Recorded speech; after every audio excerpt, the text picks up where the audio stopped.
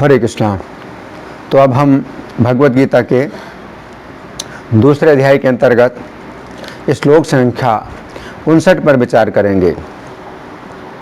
विषया विनिवर्तन्ते निराहारस्य देहिनः रसवर्जं रसोप्यस्य परम दृष्ट्वा निवर्तते।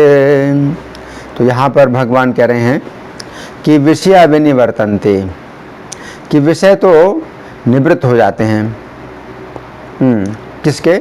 निराहारस्य देहिनः, जो विषयों का त्याग करता है, निराहार, तो उसके विषय तो दूर हो जाते हैं, लेकिन रसवर्जम, उसका जो रस है वो दूर नहीं होता।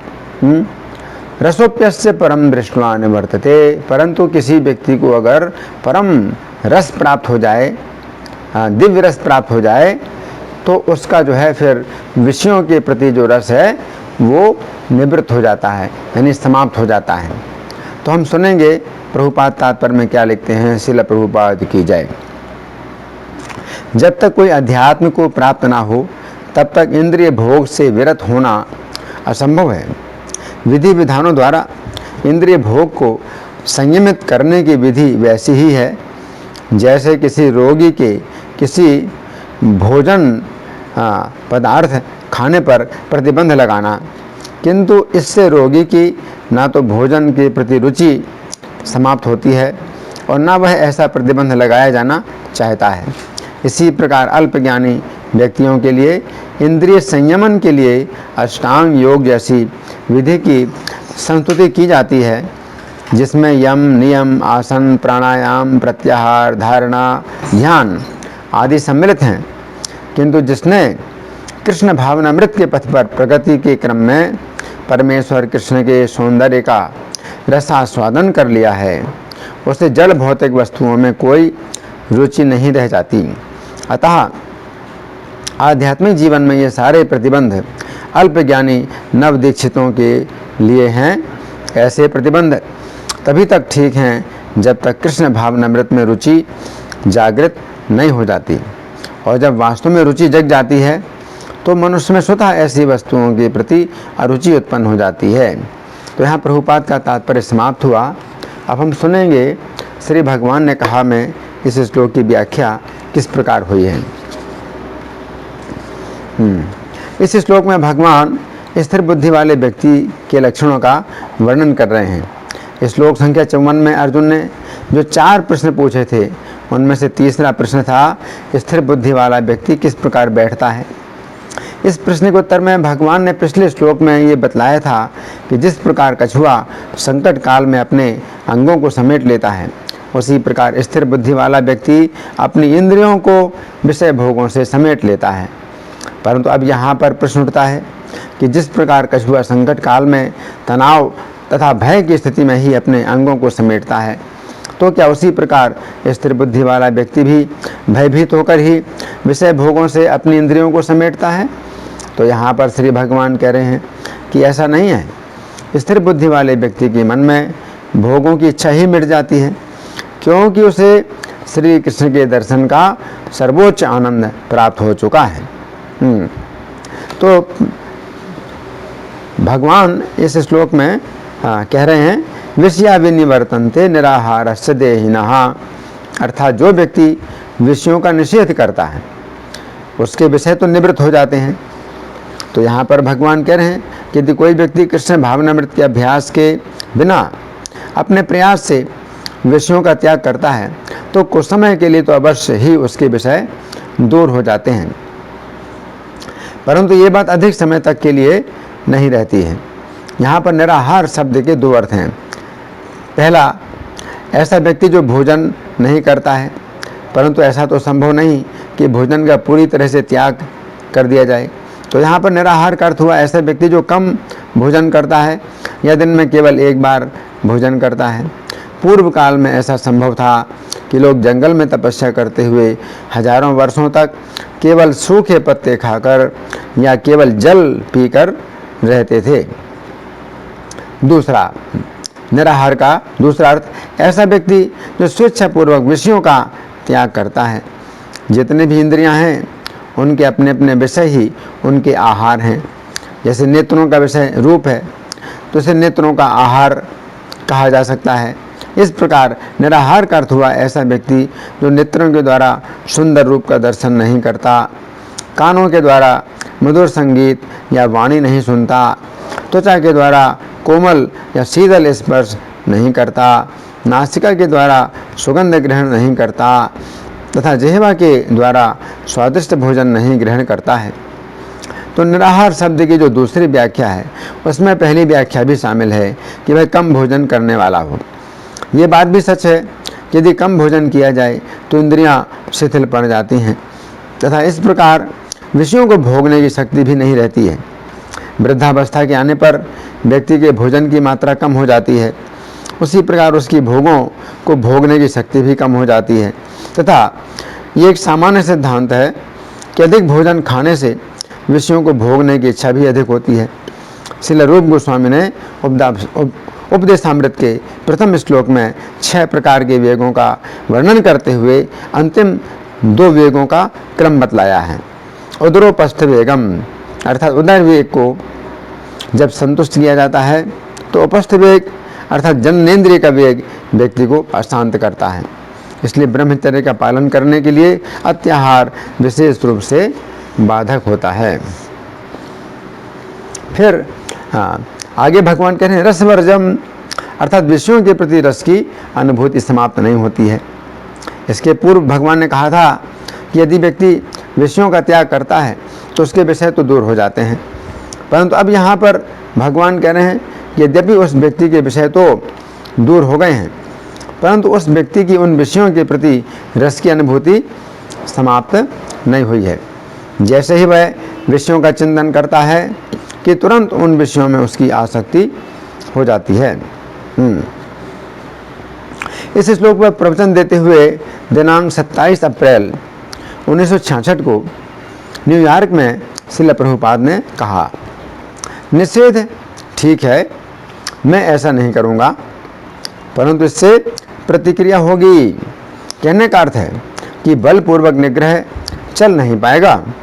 मान लीजिए कोई व्यक्ति बीमार है, उसे चिकित्सक ने कहा है कि तुम इन चीज़ों को नहीं खाना, तो वह भूखों मर रहा है या उपवास कर रहा है। मान लीजिए टाइफाइड बुखार में चिकित्सक ने उसे किसी भी प्रकार का ठोस भोजन खाने से मना किया है, तो चिकित्सक के आदेशानुसार वह किसी प्रकार का ठोस भोजन नहीं ग्रहण कर रहा है।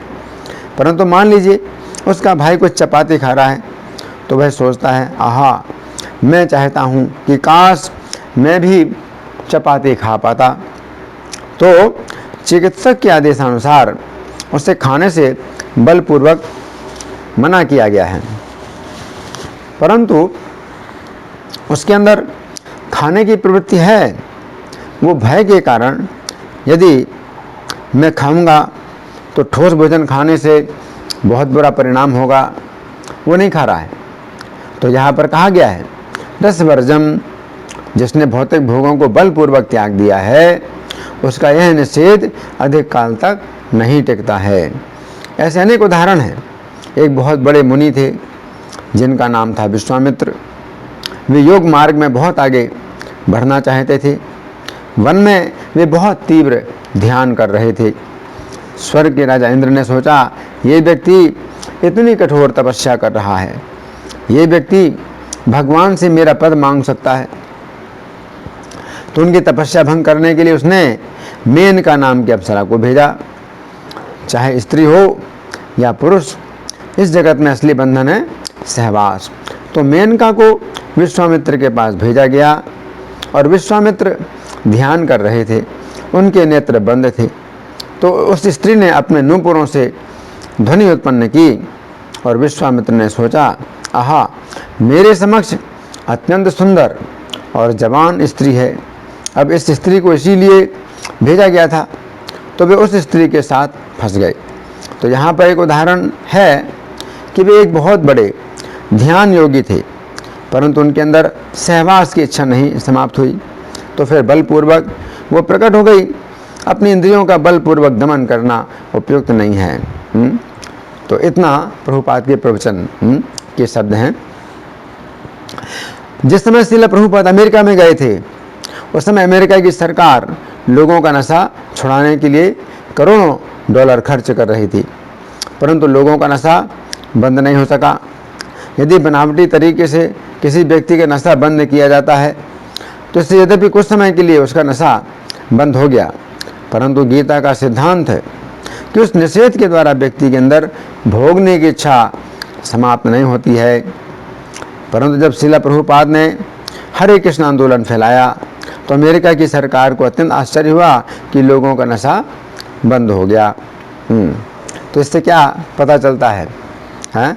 रसवर्जम कि नशा बंद कराया अमेरिकी सरकार ने, तो बलपूर्वक जो है नशा बंद हो गया, लेकिन नशा करने की जो इच्छा है वो समाप्त नहीं हुई, है ना। लेकिन प्रभुपाद के आंदोलन में जो लोग जुड़े तो उनका नशा छूट गया, और उनका नशा ऐसा छूट गया कि अगर उनको अब दोबारा अवसर दिया जाए नशा करने का तो अभी भी नशा नहीं करेंगे, है ना। तो ये जो है आगे चल कर के इस श्लोक में बात आएगी कि उनको श्री कृष्ण की भक्ति का कुछ विशेष रसास्वादन हुआ, है ना। अब हम देखते हैं सौभरी मुनि के संबंध में। चूँकि विश्वामित्र मुनि जंगल में एकांत में तपस्या कर रहे थे तो स्वर्ग से अप्सरा उनकी तपस्या भंग करने के लिए आ गई।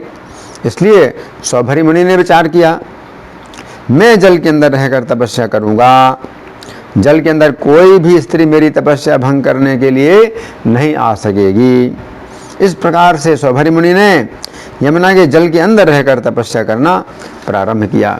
अब इस बार कोई स्त्री तो जल के अंदर नहीं आई, परंतु सौभरी मुनि ने देखा कि उनके समक्ष मछलियों में भी स्त्री पुरुष का संबंध हो रहा है। इस प्रकार सौभरी मुनि का ध्यान तपस्या से विचलित हो गया तथा उन्होंने राजा मानधाता की 50 कन्याओं से विवाह कर लिया। इस प्रकार हम देखते हैं कि कोई व्यक्ति विषयों से कितना भी दूर क्यों न रहे, यदि वह कृष्ण भावना भावित नहीं होता है तो वह निश्चित रूप से विषयों के प्रति आकृष्ट होगा। अब भगवान क्या कह रहे हैं?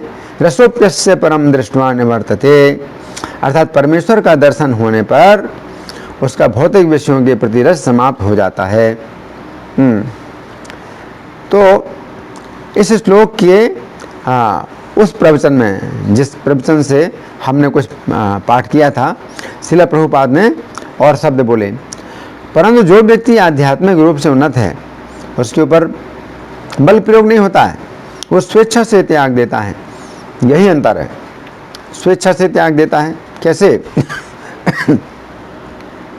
स्वेच्छा से क्यों त्यागता है?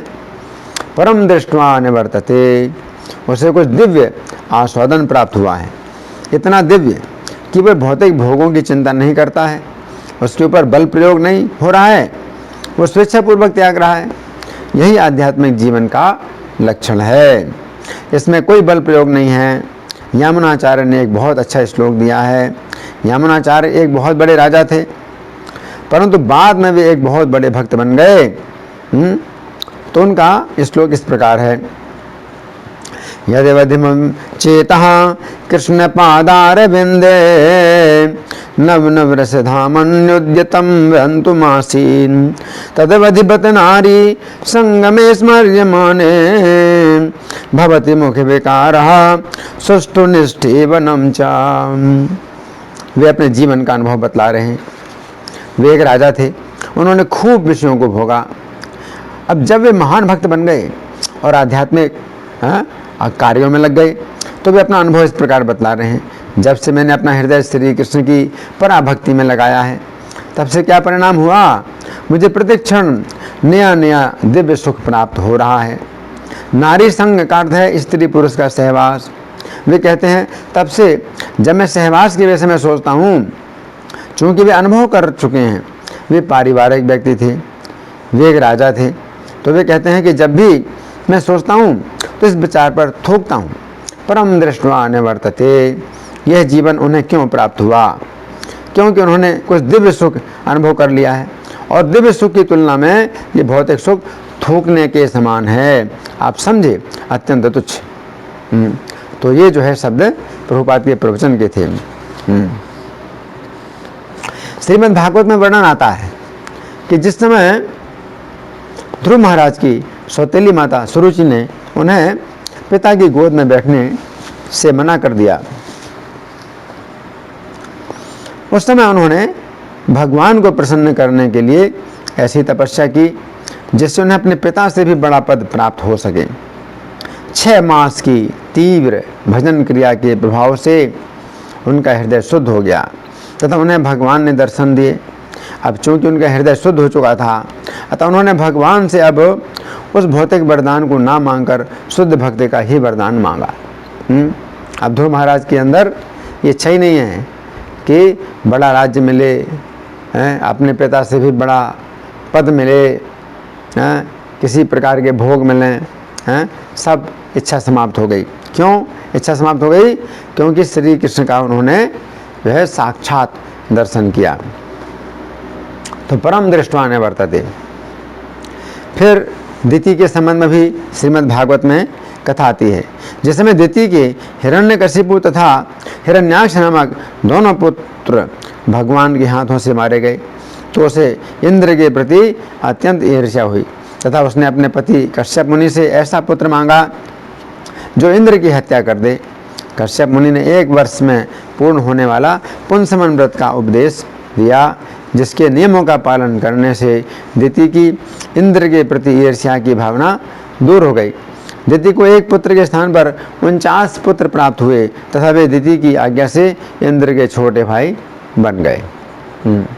तो दिति की इच्छा थी कि इंद्र की हत्या करे, ऐसा पुत्र प्राप्त हो, लेकिन पुंसमन व्रत के नियम ही ऐसे थे कि उसके हृदय का इतना शुद्धिकरण हो गया कि ईर्ष्या ही समाप्त हो गई, है ना। तो यहाँ पर यही बात है, परम दृष्टवा न वर्तते, कि दिति को जो है पुंसमन व्रत के द्वारा भगवान श्री कृष्ण की जो भक्ति का रस प्राप्त हुआ तो उससे फिर उसके अंदर हृदय की ईर्ष्या पूरी समाप्त हो गई और इंद्र को मार डालने का जो विचार है वो दूर हो गया। तो यहाँ पर भगवान कह रहे हैं रसोप्यस्य परम दृष्टवा न वर्तते, अर्थात परमेश्वर का दर्शन करने पर उसका भौतिक विषयों के प्रति रस समाप्त हो जाता है। तो यहाँ पर परम दृष्टवा का सामान्य अर्थ है परमेश्वर का दर्शन करके। श्री कृष्ण का एक नाम पर भी है।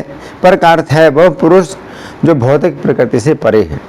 प्रहलाद महाराज श्रीमद् भागवत 7:9-43 में नरसिंह देव से कहते हैं, न वो दुजे पर दुरत्यय वेतरन्यास तद्वीर गायन महामृत मग्न चित्तः, अर्थात हे पर, तो पर से, पर के नाम से संबोधित कर रहे हैं, हे पर यानी परमेश्वर, हे पर मैं नरक की वैतरणी नदी जिसे पार करना अत्यंत कठिन है से तनिक भी भयभीत नहीं हूँ, क्योंकि मेरा चित्त आपकी यशोगान रूपी महाअमृत में निमग्न रहता है।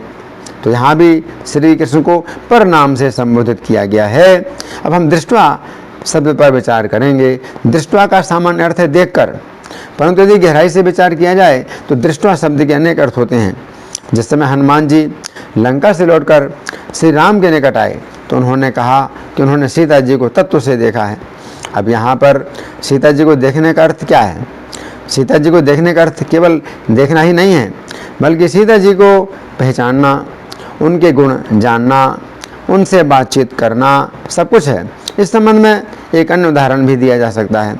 जब वधू पक्ष के लोग वर को देखने के लिए उसके घर में आते हैं तो वर को देखने का अर्थ केवल देखना ही नहीं है, बल्कि उसके विषय में सब कुछ जानना है। जब कोई व्यक्ति अपनी कन्या का विवाह किसी पुरुष के साथ करना चाहता है तो वह खूब विचार करता है कि वह पुरुष कैसा है, उसकी आयु कितनी है, उसका रूप रंग कैसा है, वह क्या काम करता है, उसका स्वभाव आचरण तथा व्यवहार कैसा है, वो मेरी कन्या के साथ जीवन भर निर्वाह कर सकेगा या नहीं, वह मेरी कन्या के लिए योग्य वर है या नहीं। और जब ये कहा जाता है कि उसने लड़का देख लिया है तो ये समझना चाहिए कि उसने ये बात निश्चित कर ली है कि वह अपनी कन्या का विवाह उस लड़के के साथ ही करेगा। उसी प्रकार यहाँ पर परम दृष्टवा का अर्थ है कि जीव ने श्री कृष्ण के गुणों को भली भांति सुनकर यह निश्चित कर लिया है कि उसे एकमात्र श्री कृष्ण को ही अपना स्वामी बनाना है, एकमात्र श्री कृष्ण की ही शरण लेनी है तथा एकमात्र श्री कृष्ण की इच्छा तथा आदेश के अनुसार कार्य करना है। यहाँ पर परम दृष्टवा का अर्थ श्री कृष्ण को देखना, उनकी वाणी सुनना, उनका स्पर्श करना, उनके शरीर की सुगंध सूंघना तथा उनको अर्पित भोग का रसास्वादन करना, ये सब कुछ समझना चाहिए।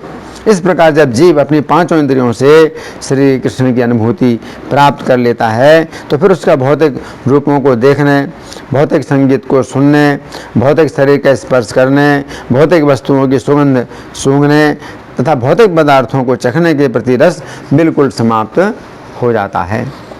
तो दृष्टवा का एक अन्य अर्थ है संबंध स्थापित करके। इस प्रकार परम दृष्टवा का अर्थ हुआ श्री कृष्ण के साथ संबंध स्थापित करके।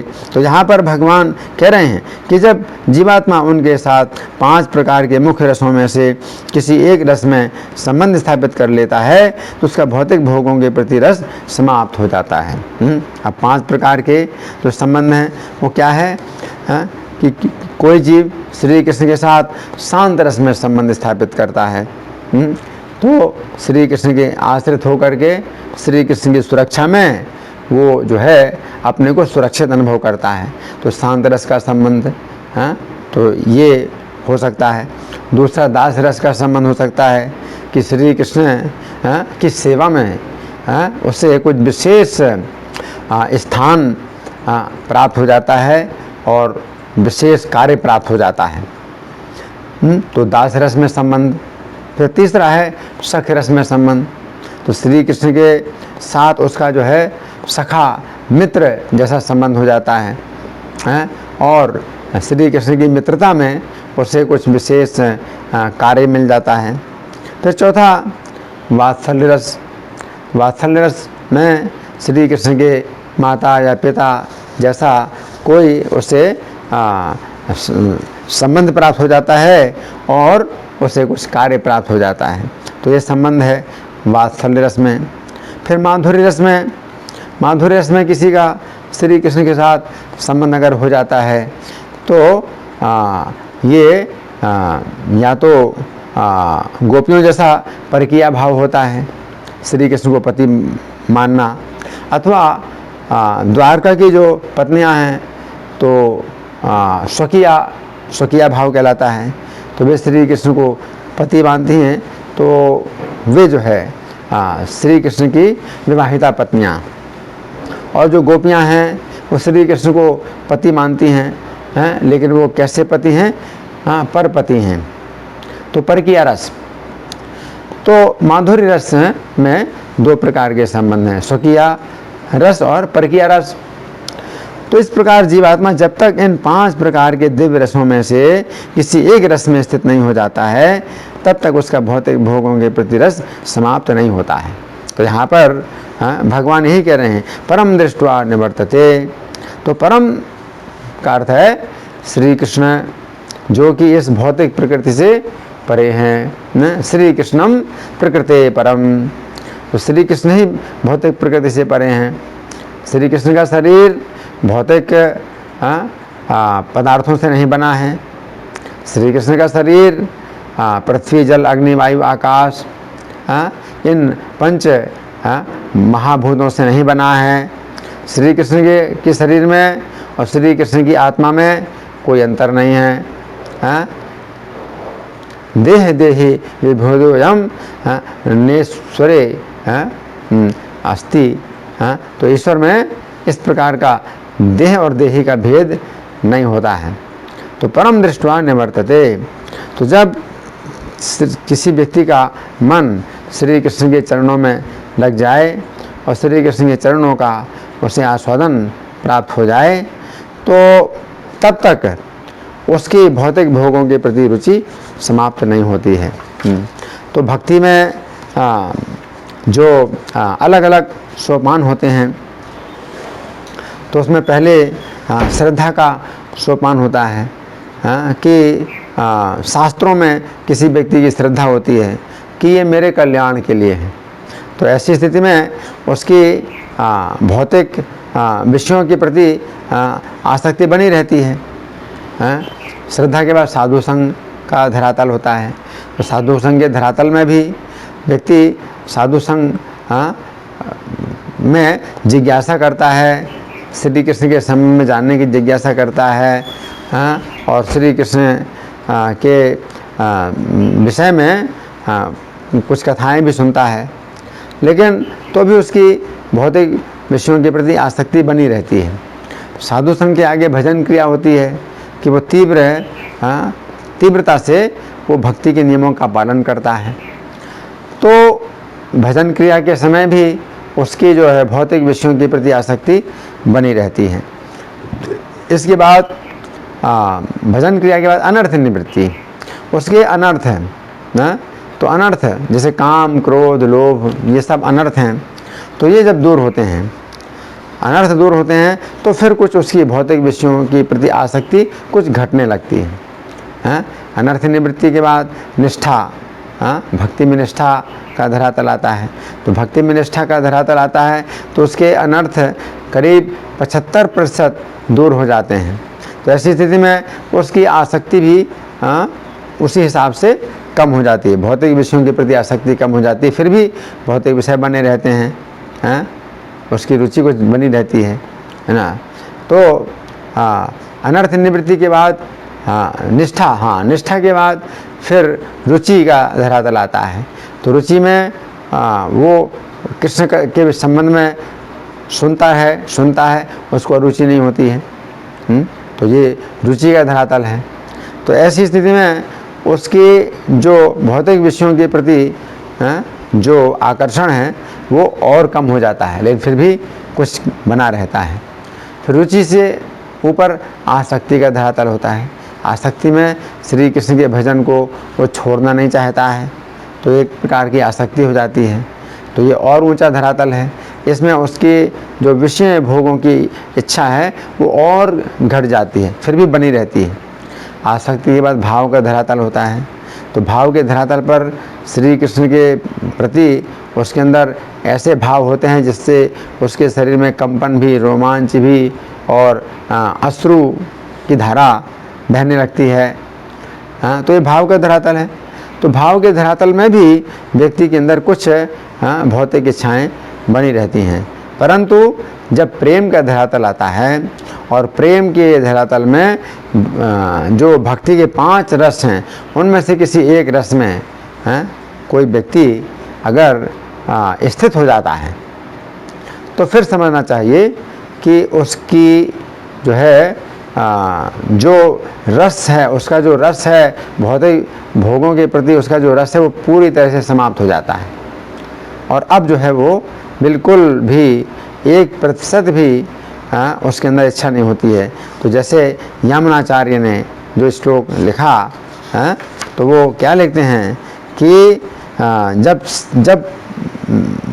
जब मेरा चित्त है श्री कृष्ण के चरण कमलों में नया नया रस प्राप्त करने लगा है, तब से मेरा ऐसा हाल हो गया है कि स्त्री के संगम का स्मरण करते ही मुंह में विकार उत्पन्न हो जाता है। मुंह में विकार उत्पन्न हो जाता है मतलब थूकने की इच्छा होती है। तो ये क्या है? इसे कहते हैं मतलब तीव्र विरक्ति। तो इसी को ही भगवान कह रहे हैं परम दृष्ट्वा निवर्तते रस वर्जम।